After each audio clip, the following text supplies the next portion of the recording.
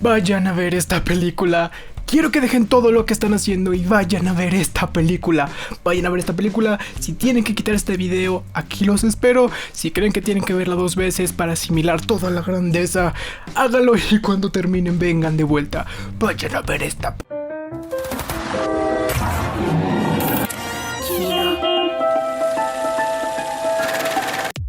Spider-Man Across the Spider-Verse es la muy esperada secuela de la visualmente espectacular y críticamente aclamada Spider-Man Into the Spider-Verse.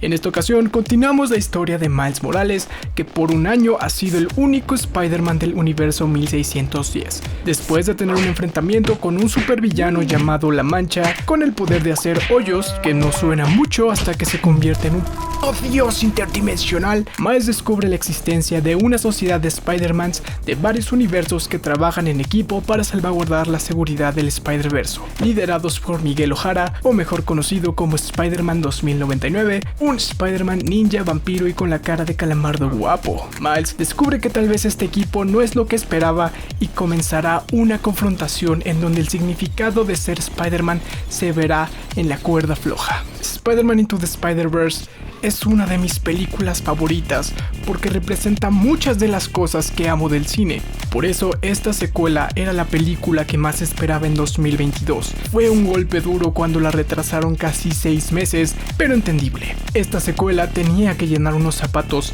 enormes, gigantescos, nivel alcanzar la calidad de una de las top 10 mejores películas animadas de todos los tiempos. Una hazaña casi imposible de realizar. Si tenía que tomarse esos meses para asegurarse que todo estuviera bien pulido, qué bueno que lo hicieron. Pero en el proceso también subieron la apuesta. Las expectativas estaban más altas que nunca y ahora que por fin pudo salir a la luz, nos hacemos la pregunta: ¿lo logró? Camaradas, es para mí un placer anunciarles que sí se logró. Esta película, en efecto, es cine.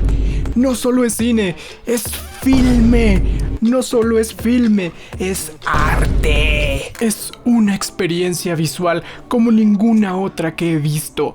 Fácilmente entra entre mis top 3 películas con mejor estilo visual. Si no te gustan los superhéroes o Spider-Man o las películas animadas, no dejes que esto te detenga. Te vas a arrepentir de no experimentar esta obra. Hazte un favor y corre de tu casa o ve a la oficina de tu jefe, dale un buen puñetazo en la cara y grítale: tengo que ver Spider-Man, perro. Si puedes verla en pinches Dolby Digital, 4K, XD, lo que sea, vale la pena. Hay un de cosas de las que tengo que hablar aquí. Para que no se complique explicar todo en una sola línea de pensamiento, voy a dividir este video en los puntos más importantes para hacerlo más digerible, o por si no quieres verlo completo, aunque me gustaría que lo vieras completo, por favor. Empezando con el aspecto que más sobresale de Into the Spider-Verse, aparte de la excelente historia y personajes, era el aspecto visual. Lograron capturar perfectamente esta idea de transformar tus debilidades en fortalezas. $90 millones. Ese era el presupuesto de Into the Spider-Verse.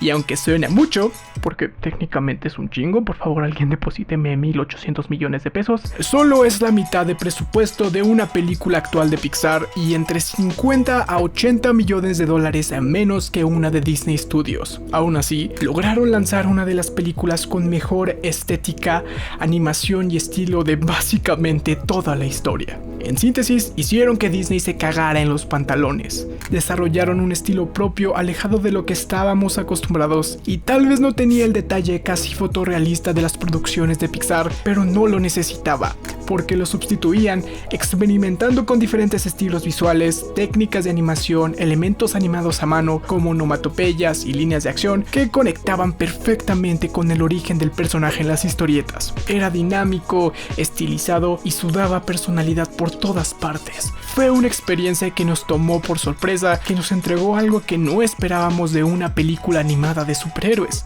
y ese fue uno de sus más grandes fortalezas. Pero con Across the Spider-Verse, las cosas cambiaron. Ahora nuestras expectativas se ajustaron a la calidad y su presupuesto solo aumentó $10 millones. ¿Cómo podía volver a repetir el fenómeno de la primera y volarnos la cabeza otra vez? Pues simplemente tenían que perfeccionar el estilo, que puede ser muy complicado cuando la primera está así.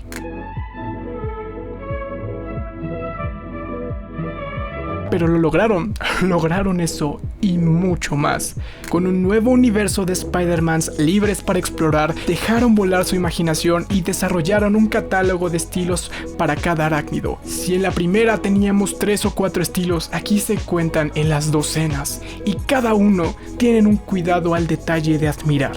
Pero no solo eso, también aumentaron el nivel de complejidad en el estilo principal de Miles. Juegan mucho más con los elementos visuales, las viñetas, los guiños al estilo historieta, lo llevan a un punto en donde no veo cómo podrían mejorarlo.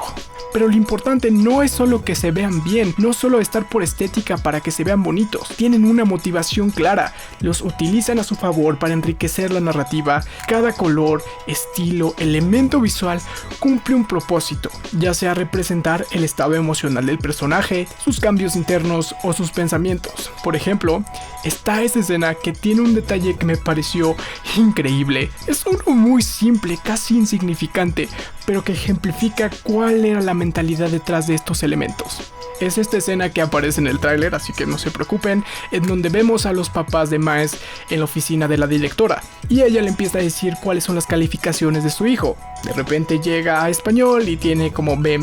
Obviamente eso enoja a la mamá, porque es de Puerto Rico. Es medio fácil entenderlo, pero aún así pudieron hacerlo aún más obvio, haciendo que dijera un diálogo como: ¿cómo es posible, Miles? Si nosotros somos de Puerto Rico. Pero no, hicieron este pequeño guiño con la bandera de Puerto Rico cuando la mamá chasquea los dedos. Solo con eso no necesitaban decir absolutamente nada más. Me gustaría desarrollar más sobre otros aspectos, pero no me daría el tiempo, así que rápidamente, la animación es de primera calidad, las escenas de acción como persecuciones son fluidas, creativas y capturan perfectamente la movilidad que debería tener Spider-Man. También el diseño sonoro es espectacular, tuve la fortuna de verla en Dolby Digital y valió completamente la pena. Escuchen solamente el sonido que le pusieron a Spider-Man 2099 y lo van a entender. Por último, la edición. No sé si puedan darle un Oscar a mejor edición a una película animada, pero esta se lo merece. Tiene una de las ediciones más creativas que he visto. Creo que en síntesis va a ser un producto que va a inspirar a muchos artistas en diversas disciplinas. Si eres ilustrador, diseñador gráfico, animador, seguramente te voló la cabeza, pero también si eres fotógrafo, cineasta, músico, ingeniero en audio, hay cosas aquí que van a interesarte. Este era el aspecto que más me preocupaba, porque las secuelas siempre tienen ese estigma de no estar a la altura de la primera, y la primera en esta situación solo es para muchos una película de superhéroes perfecta. Si no se hacía bien, podía poner en riesgo no solo su desempeño, pero afectar también a la película original. Afortunadamente no. Si me lo preguntan a mí, esta historia supera a la original. Mi opinión es más que solo una película de superhéroes. Y no me malentiendan, no porque sea una película de superhéroes significa que es de menor calidad, pero rompe las barreras de la típica estructura que esperaríamos de este estilo de películas, o de secuelas en este caso, donde el protagonista se enfrenta con un villano más poderoso o que lo ponen más aprietos en relación a la primera, y puede que lo haga dudar de su identidad como héroe, pero nosotros, la audiencia, siempre estamos seguros de que seguir siendo un héroe es lo correcto. Esta película no es eso. En primera, porque no tenemos un villano principal, es más un conflicto interno, y aunque podrías decir que la Mancha es el villano, realmente no es así. Este personaje funciona más como una especie de fuerza de la naturaleza que pone las cosas en marcha, se encarga de organizar el campo de juego para que se dé el evento principal, el cual es la confrontación entre dos fuerzas, dos puntos de vista con aspectos a favor y en contra. Por un lado tenemos a Miguel O'Hara, que representa la idea del Spider-Man tradicional con sus sacrificios y sus cánones, y lo que busca es mantener ese status quo para poder salvaguardar la seguridad del multiverso. Tiene sus razones para hacerlo y las entendemos cuando muestran los riesgos catastróficos de interferir. Presentamos estas imágenes, el momento en que se desgaja la Tierra frente a un grupo de curiosos y por otro lado está el de Miles, que representa un tipo de Spider-Man diferente, no tanto porque no son Peter Parker, pero porque representan otras cosas. Tienen diferentes historias y orígenes, otras visiones, pero más importante, que pueden encontrar su fuerza y sentido de la responsabilidad de fuentes que no forzosamente sean sacrificios.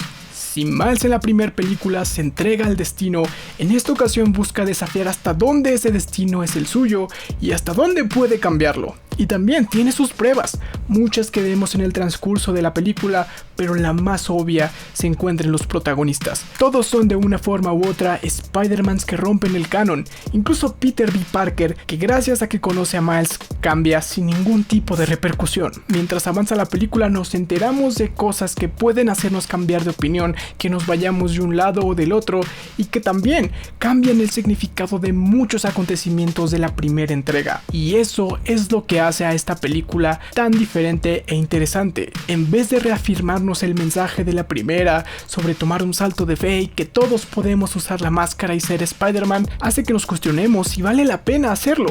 ¿Qué pasaría si nos ponemos la máscara? ¿Podríamos con las responsabilidades? ¿Con los sacrificios? ¿Y si no tenemos la fuerza para ir en contra del destino? Eso es el sello de una gran secuela, que no solo avance la historia por avanzar, dándonos lo mismo de antes pero en mayor cantidad, pero que dé 2 pasos hacia atrás y haga replantearnos todo lo que sabemos de esta historia desde el inicio, que sea una pieza esencial para entender todo el panorama, que no se quede con un solo discurso y nos permita hacernos como audiencia nuestras propias conjeturas. Si tuviera algún tipo de queja, es que le cuesta un poco despegar.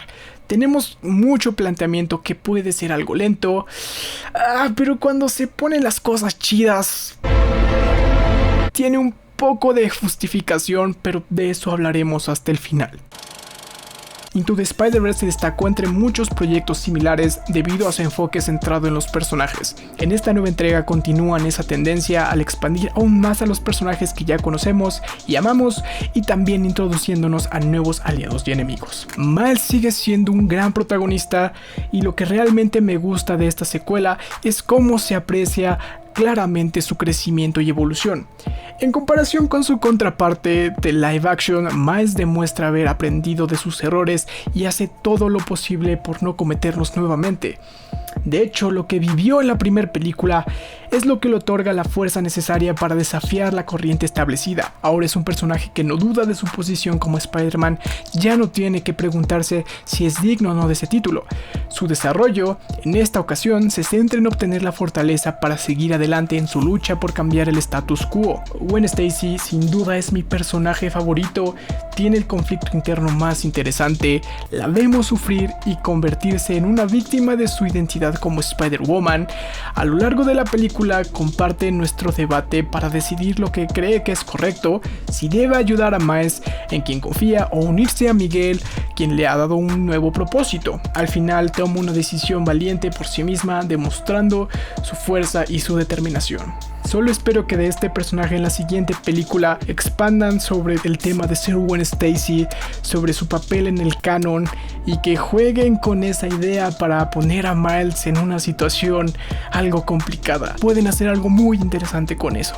Y no podemos olvidar mencionar a Miguel O'Hara, un antagonista fascinante, aunque puede ser un hijo de p***. Su papel como líder frío y calculador lo convierte en la contraparte perfecta. Mientras que Miles se guía por sus sentimientos e instintos a lo largo de la historia, Miguel toma sus decisiones basados en la lógica. Su diseño es imponente y las escenas donde vemos cómo se madrea a personas son brutales. Básicamente es un papito duro, frío, castigador, que le gustan sus Spider-Mans de 2 formas: sufriendo y...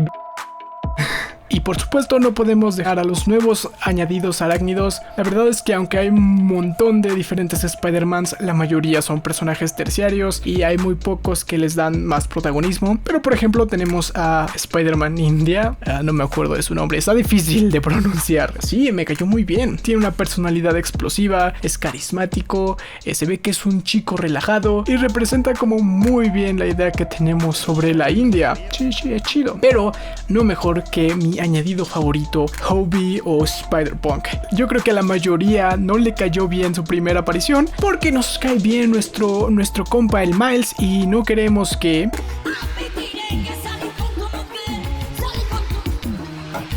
eso, pero al final estoy seguro que te hizo cambiar de opinión. Es un Spider-Man que sí puede ser algo extravagante y caótico y no tiene mucho sentido lo que dice, pero saben, es buen sujeto, tiene sus prioridades en su lugar, tiene un gran corazón y buenas intenciones. En este mundo podrido necesitamos más Spider-Punks. Entonces, después de poner todas las cartas sobre la mesa y hablar de lo que teníamos que hablar, la pregunta que muchos se hacen naturalmente ¿es mejor que la primera? Y creo que para este punto la respuesta es medio obvia, o por lo menos es obvia para mí. No lo es. Pero no porque sea peor. Sí, ya sé que eso no tiene puto sentido. Si hablamos de películas como individual, como un solo elemento narrativo, Into the Spider-Verse es mejor porque es una película completa. Tiene una historia redonda con inicio, desarrollo y final. Mientras que Across the Spider-Verse es la mitad de una historia. Realmente no vamos a poder decir si esta historia supera a la original hasta que no tengamos la otra mitad. Y cuando digo la otra mitad, no es como en Infinity War, en donde la historia acaba para que empiece otra. Literalmente es la mitad de una historia. Y se los voy a ejemplificar. Todas las historias se dividen en tres partes: planteamiento, desarrollo y conclusión. Entre cada sección hay un punto, un evento que hace que la historia dé un giro para dirigirse a la siguiente sección. En Into the Spider-Verse podríamos decir que este primer punto es cuando Peter Parker muere y le deja la responsabilidad a Miles, y el segundo es cuando Miles da ese salto de fe para convertirse en Spider-Man. En Across the Spider-Verse, en primera no hay conclusión, entonces no existe el segundo punto, y el primero, en donde la historia avanza al su desarrollo, sucede a la mitad de la película. O sea que la mitad de esta película es planteamiento y la otra mitad solo es la mitad del desarrollo. ¿Ya entendieron? Literalmente le falta la otra mitad, justamente la otra mitad. Y aún así realmente no creo que esta película decepcione en lo absoluto. Creo que me vi un poco emocionado. La palabra sería fanboy de esta película. Y sí, realmente sí. Pero no es porque sea muy fanático de Spider-Man. Me gusta el personaje, pero lo que me emociona de esta película es lo que representa. La idea de arriesgarse, la idea de innovar, la idea de ser creativos, la idea de que a pesar de que es un personaje popular de las masas, no es un obstáculo para contar una historia así de buena. Ok, eso sería todo. Tenía un chingo de cosas que decir. Ya sé que les dije que este video iba a salir a más tardar el lunes, pero me costó un trabajo enorme hacer el guión de esta cosa. Tenía tantas cosas de las que quería hablar, de puntos que quería tocar, y me perdí. Empecé a escribir cosas que nada que ver y expandirme. Espero que no se vuelva a repetir. Voy a tratar de subir videos más seguidos y no tardarme tanto en estas madres. Nos vemos en la próxima. Bye.